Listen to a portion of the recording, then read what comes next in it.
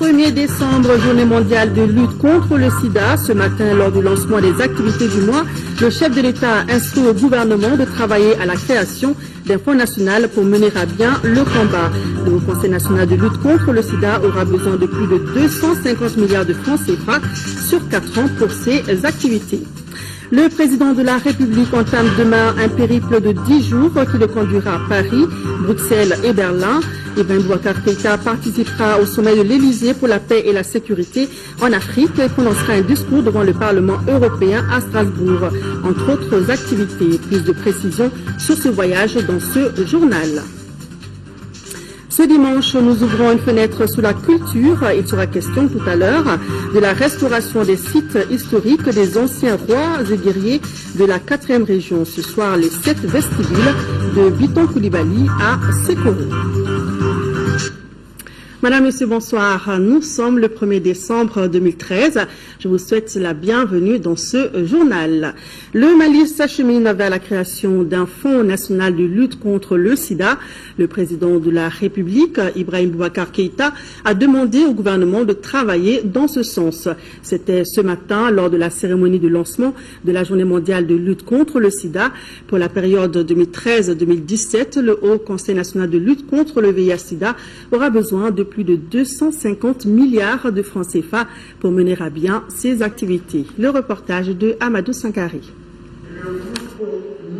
Depuis un an maintenant, c'est la thématique des 3-0 qui a été retenue par l'ONU-SIDA pour attirer l'attention des uns et des autres et surtout des décideurs sur la nécessité de renforcer la lutte contre cette pandémie. Avec l'objectif 0 nouvelle infection au VIH, 0 discrimination, 0 décès liés au sida. Ici, au Mali, des efforts ont été faits dans ce sens et les chiffres sont suffisamment révélateurs puisque entre 2001 et 2012, le taux de séroprévalence a reculé de 6 points, soit de 1,7% à 1,1%. Les résultats obtenus sont les suivants. Dans le domaine de la prévention de la transmission mère-enfant du VIH, 309 sites fonctionnels ont été recensés sur 368. Les nouveaux-nés de mères séropositives et ayant reçu les ARV au nombre de 234 ont été testés à l'âge de 18 mois. Ce test a donné 221 séronégatifs, soit un taux de séronégativité de 94%. Permettez-nous de proposer quelques actions d'envergure à entreprendre. Réhabiliter les centres de soins ainsi que les sièges des associations de personnes vivant avec le VIH au nord du Mali. Améliorer la qualité de la prise en charge et le suivi biologique des malades. Renforcer les organisations communautaires, y compris les associations de personnes vivant avec le VIH. Redynamiser les actions de prévention avec des messages de nouvelle génération qui prennent en compte le post-conflit et qui portent également espoir. Le Haut Conseil pour la période 2013-2017 aura besoin de plus de 250 milliards de francs CFA. Déjà, plus de 83 milliards ont été obtenus auprès des bailleurs de fonds. Le Mali pourra-t-il atteindre l'objectif de 3-0?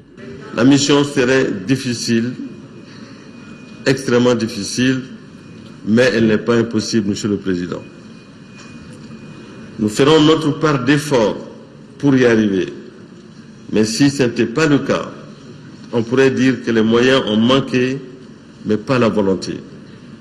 Car notre volonté de positionner le Mali parmi les meilleurs élèves de la classe en Afrique ne faiblira jamais. Avec l'appui bien sûr des partenaires, le Mali pourra compter parmi les pays ayant atteint l'objectif numéro 6 du millénaire pour le développement, qui est celui d'enrayer la propagation du sida d'ici 2015.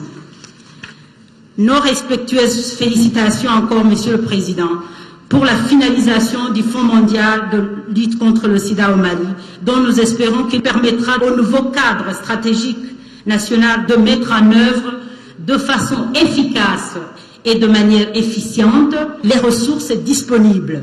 En réponse aux nombreuses demandes de création d'un fonds national de lutte contre le sida, le président de la République marque son adhésion à cette initiative et va plus loin. J'invite le gouvernement à tout mettre en œuvre pour maintenir et renforcer les résultats obtenus en matière de lutte contre le sida et d'autre part à faire adopter très rapidement la loi sur la création du Fonds national de lutte contre le sida. Notre pays vient de connaître l'une des plus graves crises de son histoire. On l'a dit à satiété. Les autorités nationales prendront toutes les dispositions requises pour alléger la souffrance des personnes durement éprouvées par cette crise. Aux malades du VIH-Sida vivant dans les régions anciennement occupées, aux malades déplacés dans les autres régions du Mali ou à l'extérieur, je voudrais ici manifester notre soutien indéfectible. Nous ne les oublions pas. Pour le chef de l'État, la lutte contre cette pandémie doit se faire d'abord et surtout au niveau individuel. Le combat contre le VIH se mène au quotidien. Il est avant tout une lutte au niveau individuel avant d'être une lutte collective. Les sketchs merveilleux présentés aujourd'hui ont montré combien chacun est interpellé à son niveau. Oui, le gouvernement du Mali peut créer beaucoup de centres de santé, acheter des équipements et des médicaments, assurer la gratuité des soins aux malades, mais l'État ne pourra jamais se substituer aux citoyens lors de la prise de décision telle que se protéger, faire son test de dépistage, prendre ses médicaments ou respecter simplement les droits des malades du sida. Le Mali prendra toutes les dispositions requises pour protéger et renforcer les acquis techniques et institutionnels, car ce sont ces résultats qui serviront de socle à l'atteinte des 3-0. Le chef de l'État a saisi cette occasion pour lancer le nouveau site web du Haut Conseil national de lutte contre le sida avant de visiter les différents stands de dépistage installés pour la circonstance.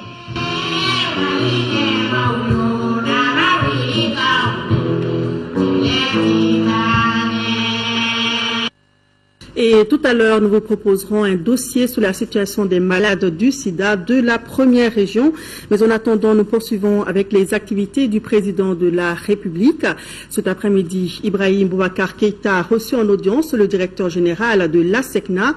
Amadou Djité est venu échanger avec le chef de l'État sur la reconstruction et la rénovation des infrastructures de navigation aérienne, entre autres sujets.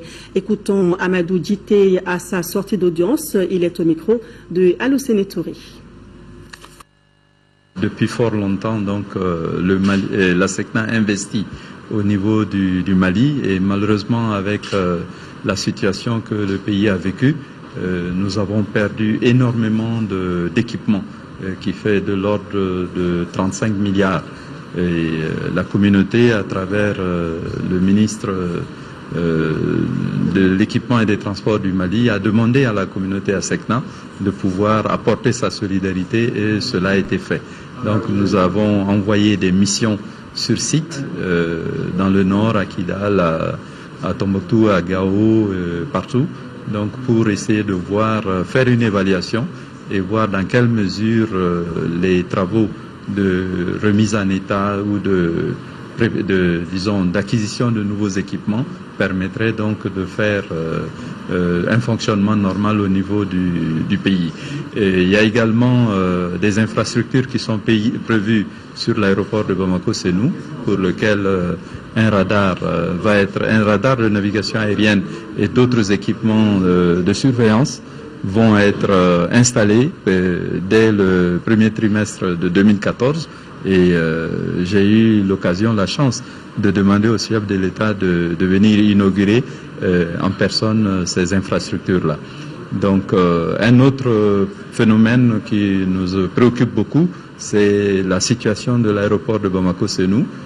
À sa conception, c'était un aéroport qui a été très bien protégé, mais aujourd'hui il se trouve qu'il y a un envahissement de cette plateforme qui préoccupe non seulement la sécurité, mais également le développement futur de cette plateforme. Donc nous pensons que le Mali n'a pas les moyens de changer d'aéroport tous les 50 ans.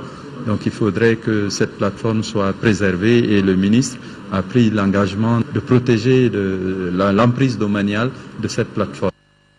Ce communiqué de presse de la présidence de la République. La présidence de la République informe l'opinion publique nationale que son Excellence, M. Ibrahim Boubacar Keïta, président de la République, se rendra en visite en Europe à partir du 2 décembre 2013. Accompagné de plusieurs ministres du gouvernement, le président participera au sommet de l'Élysée qui réunira à Paris les chefs d'État d'Afrique et de France les 6 et 7 novembre 2013 et dont les thématiques centrales seront la paix et la sécurité en Afrique. Il rencontrera en marge de cet événement plusieurs de ses homologues et personnalités françaises en vue d'échanger sur la situation au Mali et plus largement dans le Sahel. Le président de la République se rendra ensuite en Belgique, à Bruxelles, le 9 décembre pour y effectuer une visite de travail avec les responsables de l'Union européenne, puis au Parlement européen à Strasbourg le 10 décembre, où il plaidera la cause du Mali en séance plénière.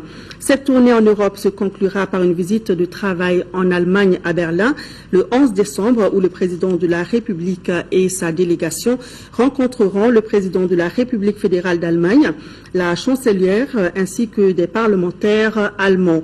Cette visite s'inscrit dans le cadre du renforcement de la coopération entre les deux pays. Le président de la République et sa délégation voyageront à bord d'un avion de la Royal Air Maroc, gracieusement mis à sa disposition par Sa Majesté le roi Mohamed VI, roi du Maroc. Ils regagneront Bamako le 12 décembre 2013. Et tout de suite, faisons le point de ce voyage présidentiel en images avec nos envoyés spéciaux, Oumar Moussa Traoré et Idrissa Traoré. C'est un véritable périple qui sera certainement mené au pas de charge que le président de la République, Ibrahim Boubacar Keïta, s'apprête à entamer en France, Belgique et Allemagne. Dès son arrivée à Paris, le chef de l'État démarre son programme de visite par une série d'échanges avec les autorités du Parlement français avant d'animer des conférences.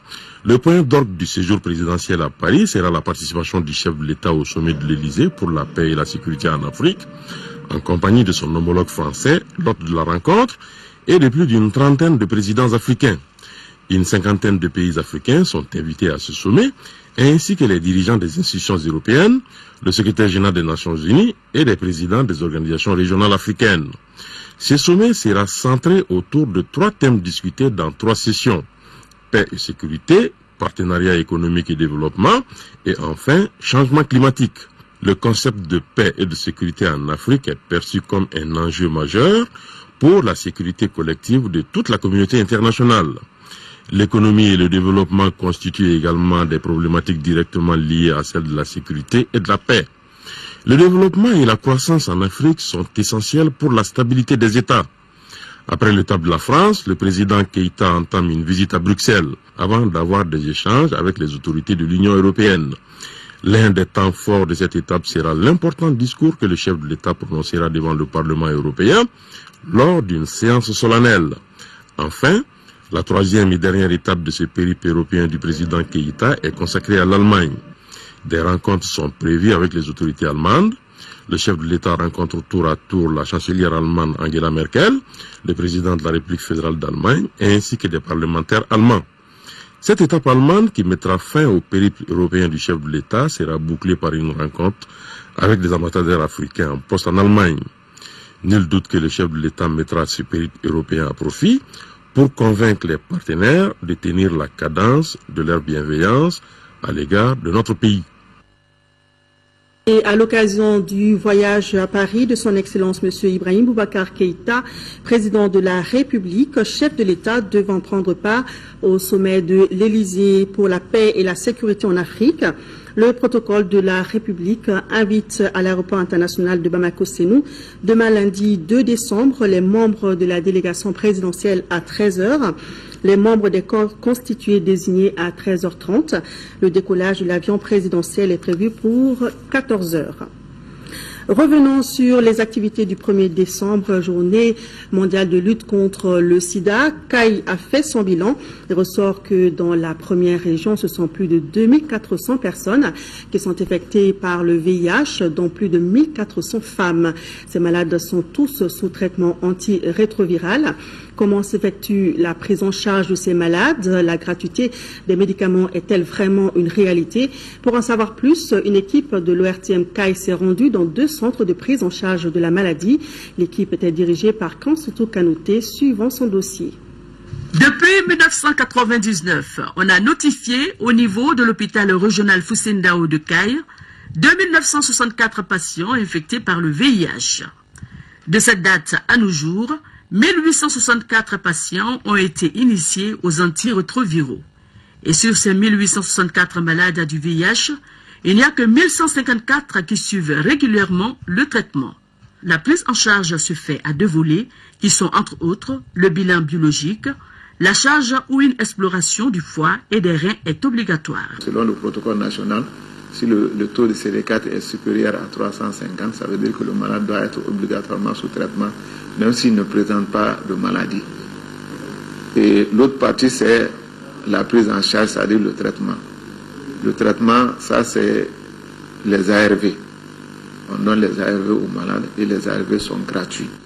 Nous sommes ici à l'USAC créé par Arcade Sida en septembre 2011. C'est une unité de soins, d'accompagnement et de conseil. Dans leur centre, ce sont 1088 personnes qui ont été dépistées cette année et parmi ce lot, 156 ont été déclarées positives, 112 ont été mises sous ARV, 315 patients sont pris en charge depuis le 30 octobre 2013. On a 2 types de dépistage. Il y a d'abord les dépistages volontaires. Là, les personnes peuvent venir d'elles-mêmes se faire dépister. Ou bien souvent, c'est les praticiens. Quand ils arrivent, on se rend compte de la nécessité de dépister cette personne. On la propose et puis, s'il accepte, on fait le test. Mais également, nous avons d'autres équipes qui sont sur terrain, donc pour dépister certains groupes, notamment les routiers et les professionnels de SEG, etc. Au niveau de l'hôpital régional, 3 médecins sont à la disposition des adultes, un gynécologue pour suivre les femmes enceintes infectées par le VIH et un pédiatre pour les enfants atteints de cette maladie. L'expérience de vie de plusieurs malades du sida a beaucoup augmenté grâce au traitement avec les ARV. La circulation a beaucoup diminué grâce aux associations des personnes vivant avec le VIH. Parce qu'il y a des personnes vivant avec le VIH qui font le témoignage à visage découvert.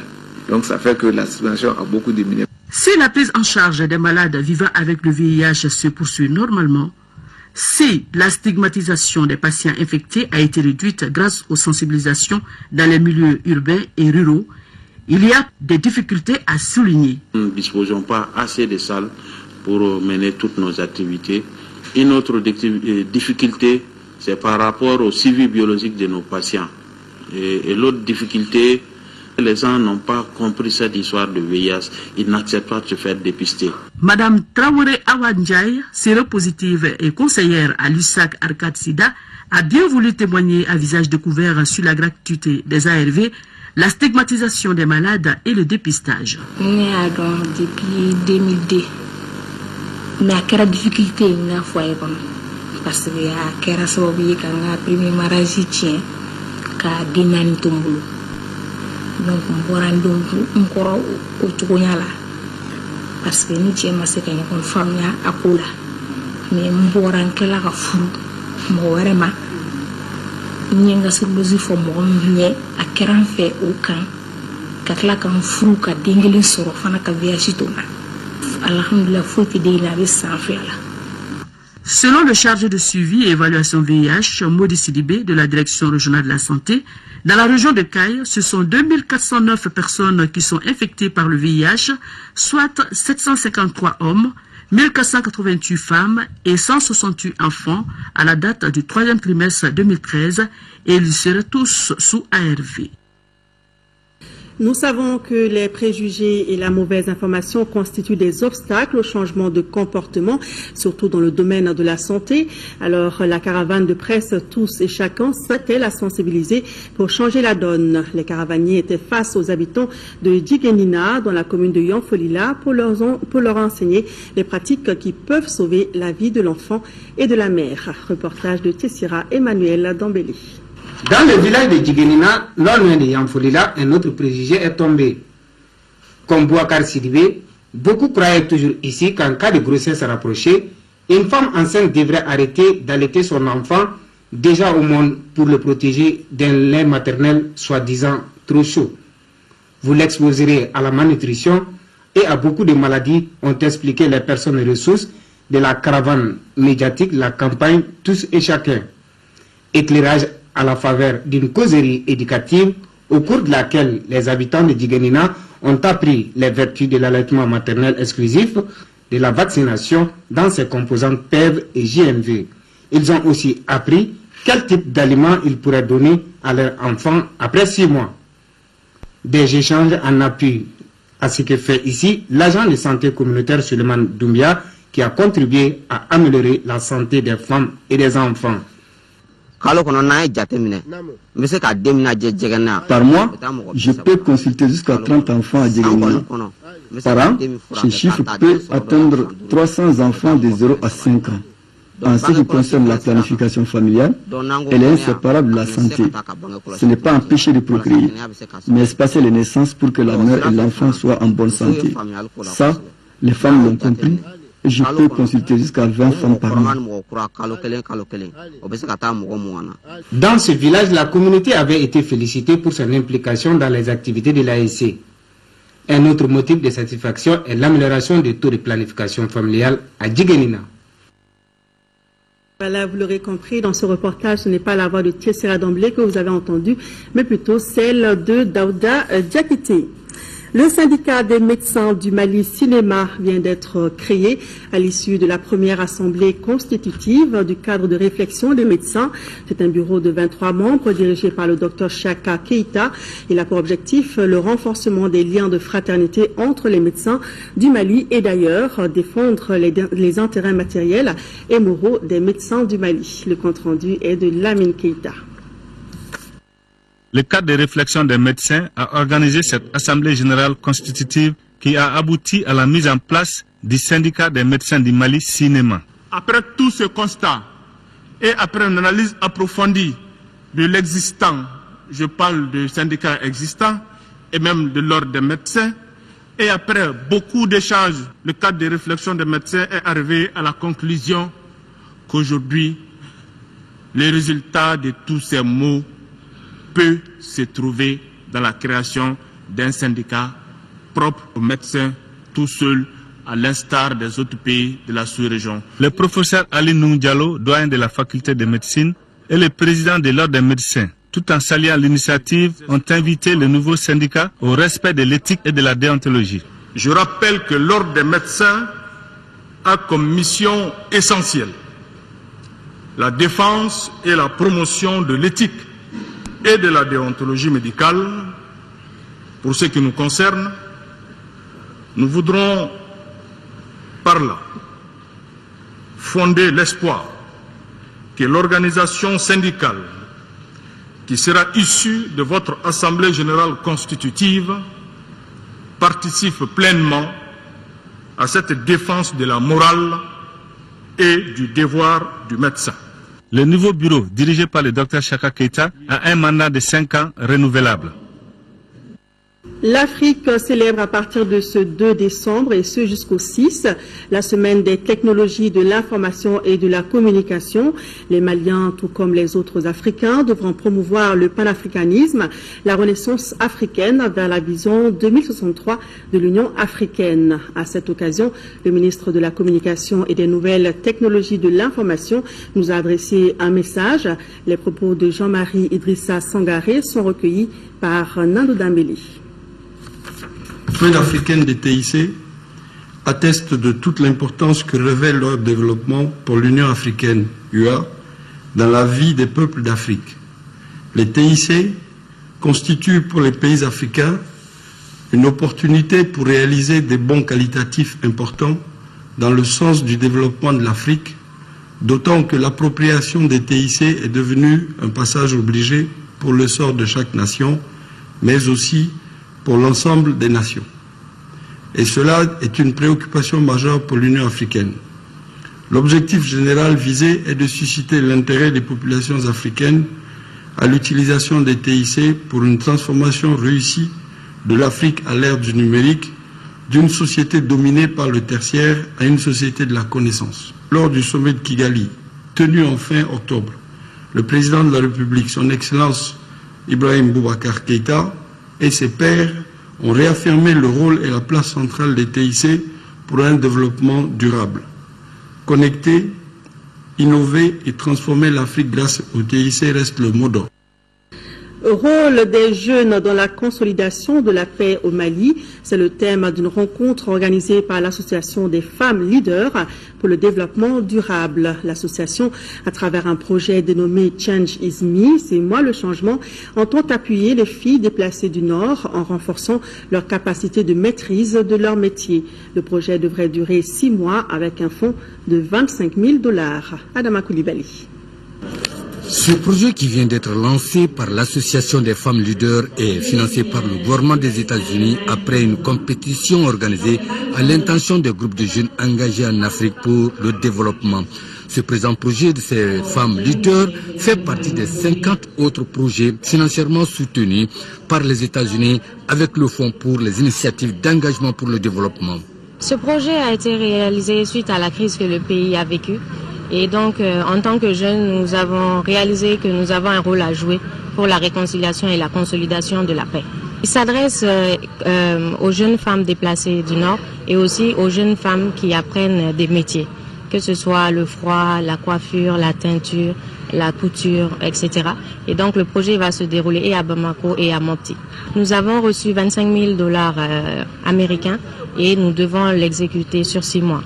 Les jeunes représentant leurs frères et sœurs à la cérémonie ont rappelé qu'ils doivent relever les défis, que c'est eux qui peuvent faire changer. D'où le nom de ce projet, Change is Me. Le changement, c'est moi.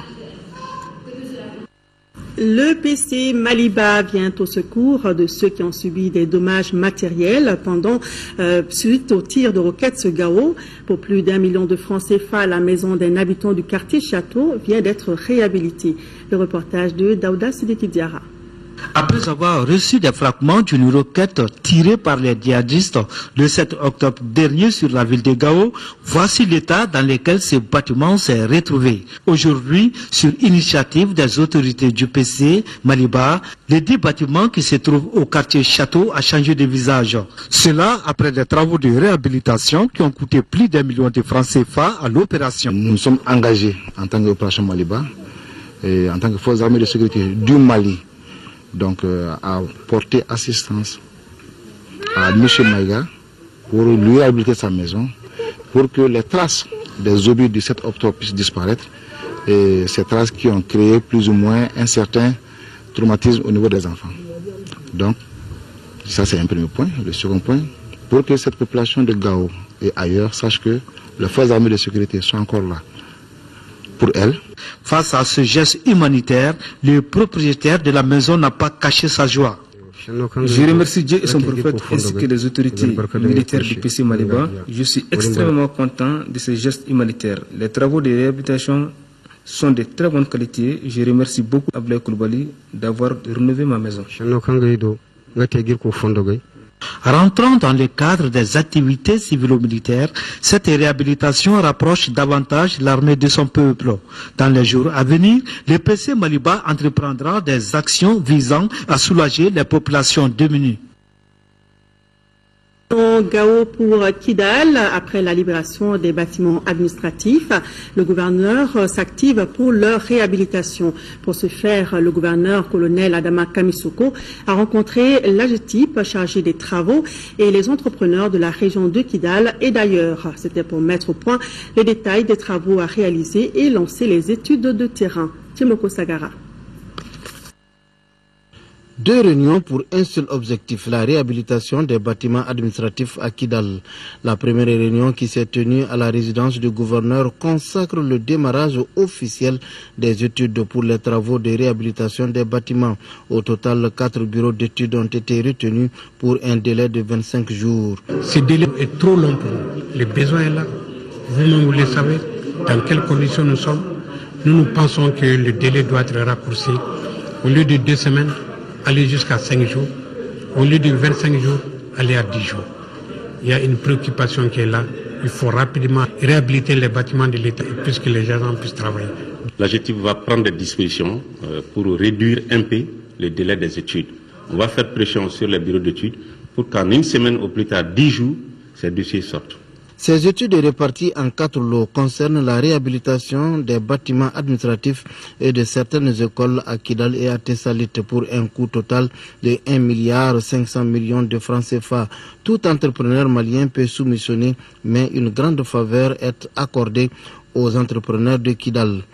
Nous, en tant qu'entrepreneurs, nous avons toutes les capacités d'exécuter ces travaux. Compte tenu de la priorité que l'État nous a donnée, de dire qu'il faut le nouveau local. Vraiment, on est très ravis que ce soit des entreprises locaux de la région de Kidal qui vont exécuter les travaux. Cela va même de la politique de la stabilité de la région. La deuxième réunion a regroupé autorités régionales, AGETIP et entrepreneurs de Kidal. Il s'agissait pour ces 3 parties d'échanger sur tous les détails du projet afin que chacun puisse jouer pleinement son rôle et éviter toute surprise. Créer davantage la confiance entre les forces armées de sécurité et les communautés arabes de retour au Bercail, c'est tout le sens de la visite de certains chefs de tribus au Fama. Les leaders communautaires se sont engagés à coopérer entièrement pour dénoncer tout suspect. Au RTM Tombouctou, Adama Djimide. Cette délégation composée d'une quinzaine de chefs de tribus arabes a tenu à faire le déplacement dans l'enceinte du camp militaire de Tombouctou.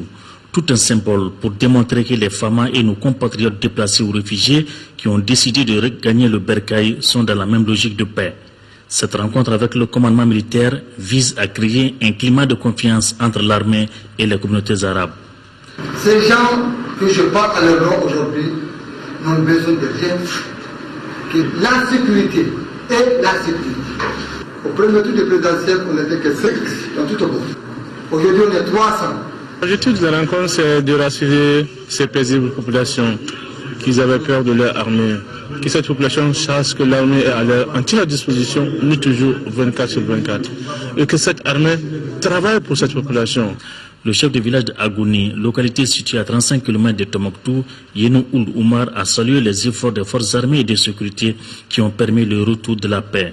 Ould Oumar a aussi sollicité davantage d'assistance sécuritaire. Cherchez à mettre vos véhicules dans les règles et surtout le trajet.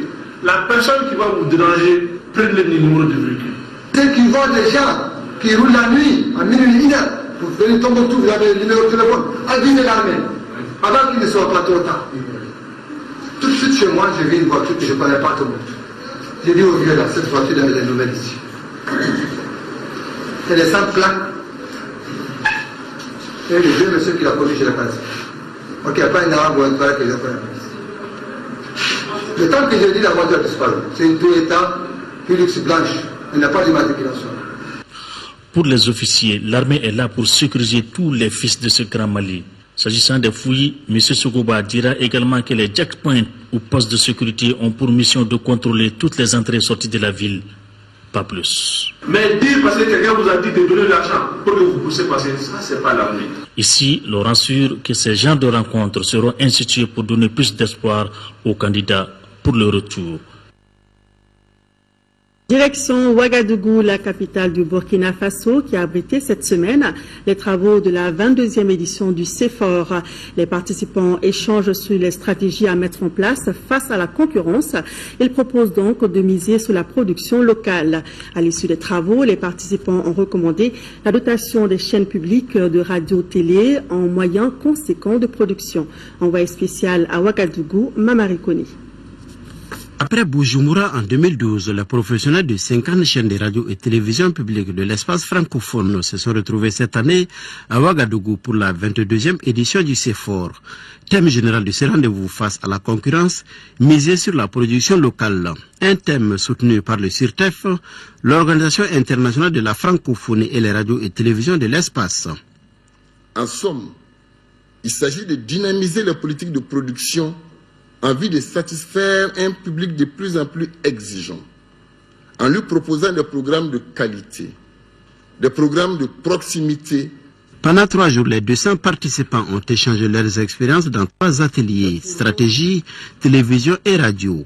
Plusieurs recommandations ont sanctionné les travaux. On peut retenir, entre autres, le développement de la production et de la coproduction de projets audiovisuels tout en encourageant le partenariat public-public et public-privé, la dotation des chaînes publiques de moyens de production conséquents pour leur permettre de faire face aux impératifs d'une production de qualité. Les résolutions majeures, c'est, disons, d'abord au niveau du CEFOR, c'est d'avoir mis en place des dispositifs qui nous permettent d'aller vers l'air du temps, qui est d'avoir des fonctions multitâches dans nos radios et dans nos télévisions pour aller vers le web et trouver les téléspectateurs et les auditeurs là où ils sont aujourd'hui. Dans le domaine de la coproduction, certains sujets ont été retenus par les radios et télévisions partenaires comme le chemin de fer, le cola et sa fonction sociale. Sur ces sujets précis, notre pays travaillera avec d'autres radios et télévisions de l'espace francophone. En marge du CEFOR, le Conseil international des radios-télévisions d'expression française, CIRTEF, a tenu sa conférence générale. Une conférence au cours de laquelle ont été adoptés le rapport d'activité du secrétaire général du CIRTEF pour l'année 2013, ainsi que le budget 2014 qui s'élève à un peu plus de 1,2 milliard de francs CFA.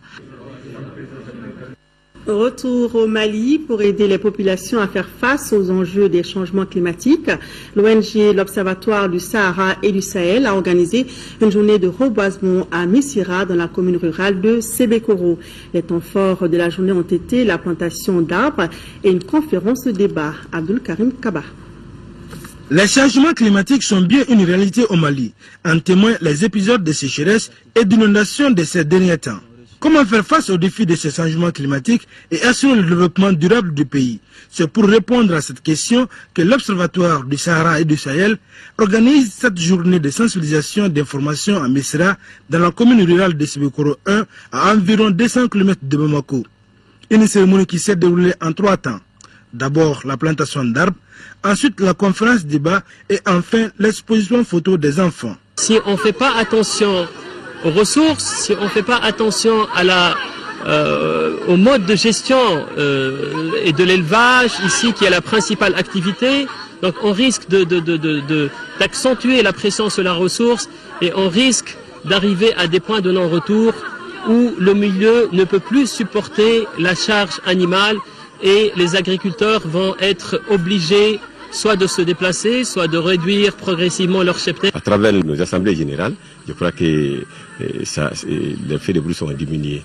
Ça, c'est par rapport à la coupe du bois, là maintenant, ici là, on ne permet pas.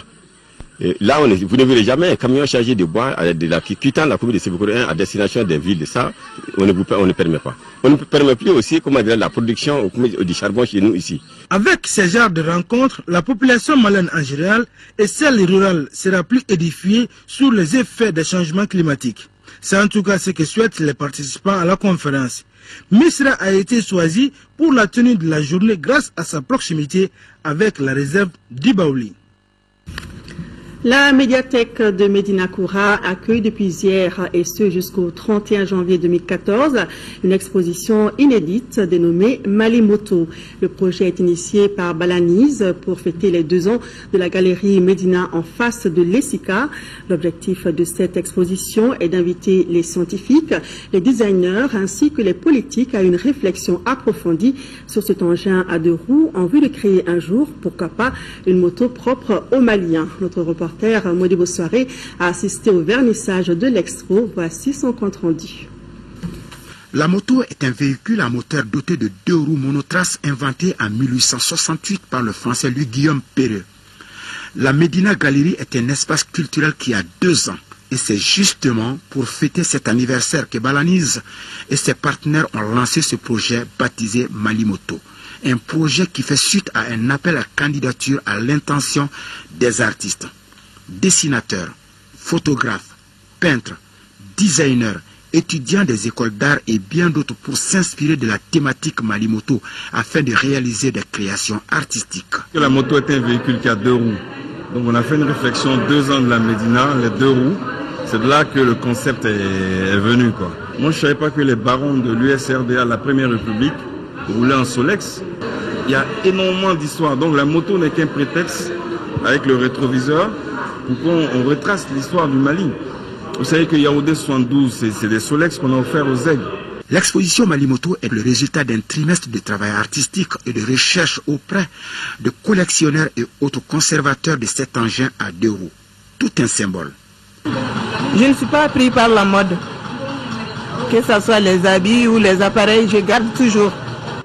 Démarrer, accélérer, enfler, passer à la vitesse supérieure, freiner était donc le maître mot de cette expo qui réunit une vingtaine de photographes et vidéastes à travers des œuvres qui nous rappellent bien des choses. Depuis des années jusqu'à aujourd'hui, toutes les motos qui sont sorties, tu trouveras ça au Mali.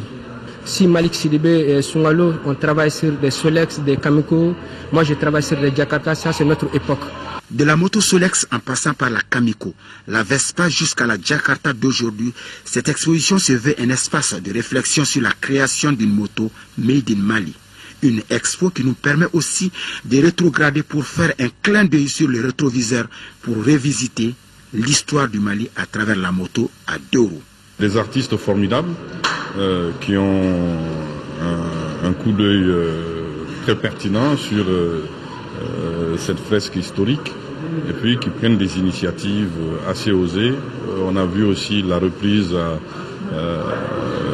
coloriée de certaines carcasses par des étudiantes de l'INA. En venant visiter ces magnifiques photos, je suis convaincu qu'il y a beaucoup de personnes qui se plongeront dans leur histoire et ça permettra aux jeunes générations de savoir ce qui s'est passé avant les Jakarta. C'est une exposition très intéressante. Alors, pour une bonne balade à moto, je vous propose de faire un petit tour du côté de la galerie Médina pour satisfaire votre curiosité en visitant l'exposition Malimoto jusqu'au 31 janvier 2014. Merci Modibo Soirée, soyez-en sûrs, nous y ferons un tour. Nous restons dans la culture. La commune rurale de Bankoumana a abrité du 29 novembre au 1er décembre la 3e édition du festival multiculturel de la localité. Au centre des activités, prestations de troupes locales et artistes invités, conférences débat sur le développement socio-économique de la commune et la visite de sites touristiques. Envoyés spéciaux, Fademba Keita, Makandjakité. Les journées touristiques et culturelles de Bankoumana, devenues festival multiculturel, ont débuté par des prestations des groupes culturels des 14 villages de la commune. Ont également évolué sur scène les donceaux ou chasseurs de la contrée, la troupe kamadiane de Bankoumana, Ami Diabaté en duo avec Badra Alou Diabaté. Selon les organisateurs, cette 3e édition, comme les 2 précédentes, participe à la mise en valeur des sites touristiques et des valeurs culturelles de cette commune rurale située sur la route nationale 26 et reliant Bamako et Kangaba. Autre temps fort de ces rendez-vous culturels, la présentation de l'historique du Mandé par les sages du village et les prestations du groupe Bouanzan ou Enfant Bobo. Les 2 membres du gouvernement qui co-présidaient la cérémonie d'ouverture n'ont pas caché leur satisfaction. Au regard de la situation actuelle que traverse le pays, il incombe à tous de puiser dans nos valeurs culturelles les ressorts psychiques et moraux afin de transcender les incompréhensions et les divergences éphémères. Les premiers mérites du festival. Et une fois que les problèmes sont posés, ils sont connus, je crois que la recherche de solutions devient facile. La dernière journée a été marquée par la visite de la base nautique de Bankoumana et une conférence de base sur les difficultés qui entravent le développement de la commune. Ces difficultés ont pour nom le manque d'eau et d'électricité et de centres culturels pour la jeunesse. Ces échanges culturels entre les fils du terroir, facteurs de cohésion sociale, sont rendus possibles grâce à l'appui financier de la Fondation Orange Mali, de Toguna Agro-Industrie et de Pilmasa Plus. Convaincus que la culture est un formidable levier de développement socio-économique, nous avons décidé d'accompagner une fois de plus ce festival multiculturel. Nous félicitons et encourageons les promoteurs de cette 3e édition du Festival de Bankoumana dans leurs efforts pour la promotion de la culture et la paix entre les différentes communautés. Nous avons vraiment sponsorisé ça pour être parmi les gens qui développent ce pays à travers la culture et l'agriculture. Notons que l'initiative est un espace de promotion de notre patrimoine culturel. À Ségou, la salle Merouba a abrité hier la nuit de l'ORTM Ségou. Cette année, la cellule syndicale a voulu mettre un accent sur les modes traditionnels et les tresses. La soirée a été présidée par le gouverneur de la région. Reportage Kandesila. C'est dans la salle Merouba de Ségou que l'édition 2013 de la nuit ORTM Ségou a vécu. Cette année, la cellule syndicale a voulu mettre un accent particulier sur les modes traditionnels et les tresses pour parler du Mali uni dans sa diversité culturelle et ethnique.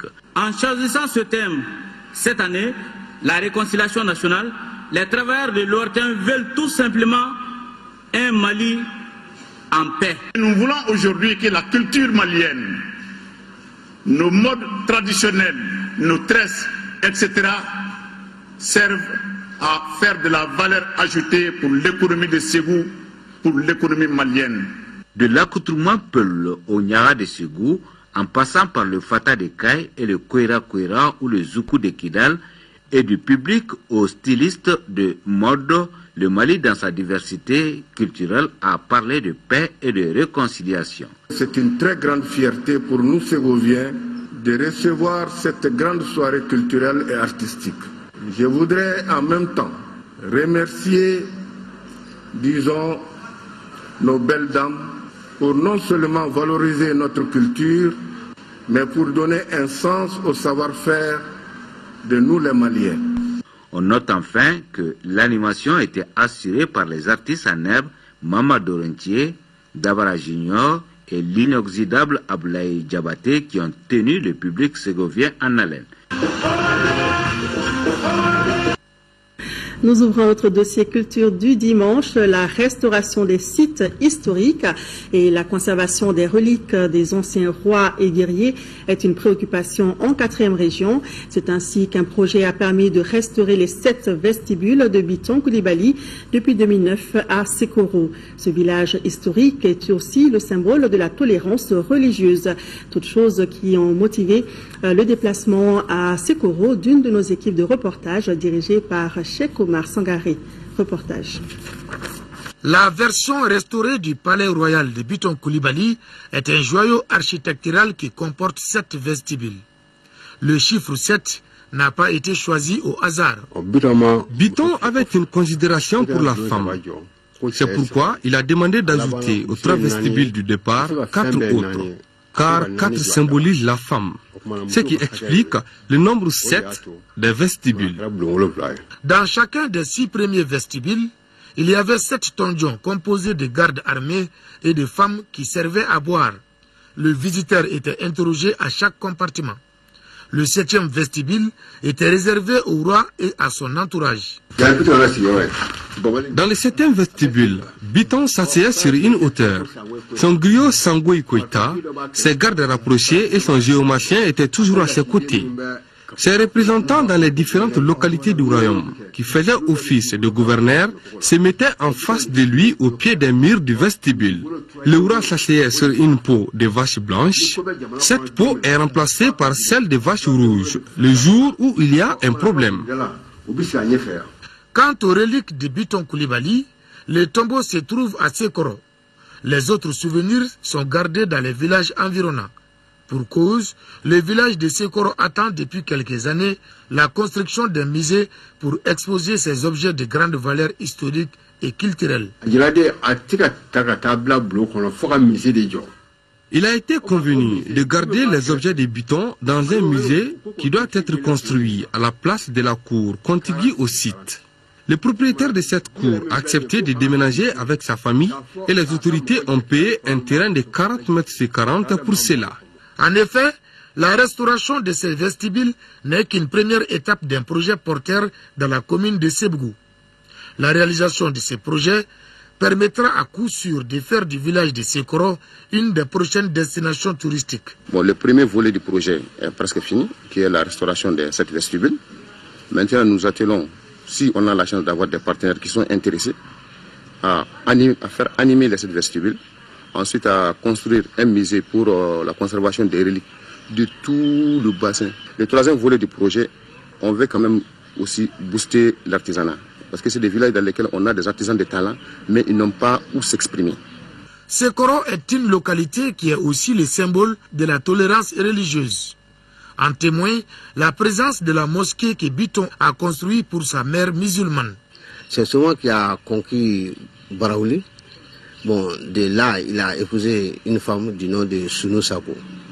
Bon, il est venu avec Sounou Sako à Ségou, qui a donné naissance à Biton. Bon, quand Biton est devenu chef de guerre, bon, il a construit une mosquée pour honorer sa mère. Au-delà de Sekoro, la 4e région regorge d'importants sites historiques qui méritent d'être mis en valeur. Le village de Dioforongo, où on a les reliques de Bakaridja qui sont conservées dans sa famille. Et on prend le village d'Mpeba, on a les armes de guerre de Da qui sont conservées dans la famille Mariko. On prend Banankoro, on a le tombeau de Da. Ces patrimoines nationaux ne sont certainement pas conservés dans les règles de l'art. Cela risque de les exposer à la détérioration et au trafic illicite des biens culturels. Sport, football, championnat national de Ligue 1. La deuxième journée s'est poursuivie hier par 2 rencontres au stade omnisport Modibo Keïta. La Somme, battue lors de la première journée, a gagné 2-0 face à l'Office du Niger Sport de Ségou. Quant à la rencontre au sommet de la journée entre les 11 créateurs et le Djoliba AC, elle a été interrompue par l'arbitre central qui a estimé que sa sécurité n'était pas totalement assurée, alors que le score était de 0 but partout. Le compte-rendu de Al-Jumatina. Triste fin de match entre les 11 créateurs et le Djoliba Athletic Club lors de cette rencontre comptant pour la 10e journée du championnat national de Ligue 1. À 3 minutes du temps réglementaire, soit à la 87e minute, sur cette action Djolibis de Amara Fofana dans la surface de réparation des 11 créateurs, l'arbitre central, la Boubou Traoré, n'a pas bronché. Auparavant, à la 83e minute, il avait donné un carton jaune au même joueur sur cette action. Et voilà la goutte d'eau qui va faire déborder le vase. Les supporters de Djolibis, mécontents de la décision du référé qui n'a pas voulu siffler le penalty, sont déchaînés dans les gradins. L'atmosphère devient tendue et la partie n'ira plus à son terme, alors que le score était de 0 but partout. S'agissant du résultat de la rencontre, il sera déterminé par le bureau fédéral. Après place à l'opposition, Association sportive olympique de Misra en bleu, Office du Niger Sport de Ségou. Battu lors de la journée inaugurale, la Somme et l'Office avaient donc besoin de points pour décoller. Finalement, ce sont les Bleus de Misra qui en voulaient plus. Ils s'imposent 2-0 grâce à Oumar Tandjougura à la 43e minute et Youssouf Ba dans les arrêts de jeu. Lors de la 3e journée, la Somme se mesurera au centre Salif Keïta et l'Office du Niger Sport retrouvera sur son chemin l'Asiral de Bamako. Voilà, c'est la fin de ce journal. Merci à vous de l'avoir suivi. Demain, dans la matinée, retrouvez Mohamed Touré et dans les éditions du soir, Aoué Touré. Merci de votre fidélité. Passez de bons moments sur l'ORTM et visitez notre site web. Bonsoir.